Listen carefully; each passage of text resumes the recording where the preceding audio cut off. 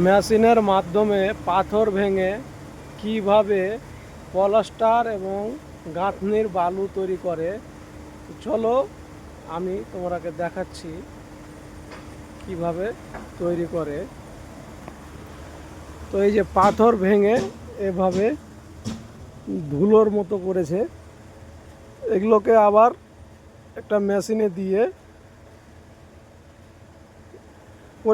পানিতে পরিষ্কার করে একগুলো পলাস্টারের জন্য বালু আলাদা হবে, একগুলো গাঁথনির জন্য আলাদা বালু হবে। তো চলো ওই মেশিনটা আমি তোমাকে দেখাচ্ছি। তো এই যে ট্যাঙ্কিতে নিয়েছে, জিসিবিতে করে নিয়েছে, ঢেলেছি। এখান থেকে বেল্টের মাধ্যমে এই যে যাচ্ছে, এখন বন্ধ করে দিল। এই বেল্টের মাধ্যমে যাচ্ছে, ওই যে পানির ট্যাঙ্কির মতো দেখাচ্ছে, ওই পানিতে গিয়ে পরিষ্কার হচ্ছে। পরিষ্কার হয়ে এটা দিয়ে এই মেশিনে পরিষ্কার হচ্ছে।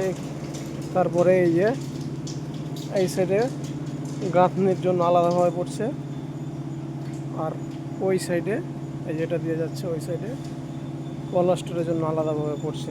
এবারে ধুয়ে পরিষ্কার করে, কোনো ভেজাল থাকে না। তো ভিডিওটা যদি ভালো লাগে বেশি বেশি করে লাইক, শেয়ার, কমেন্ট করবা, আর আমার ভিডিওটা ফলো করবা।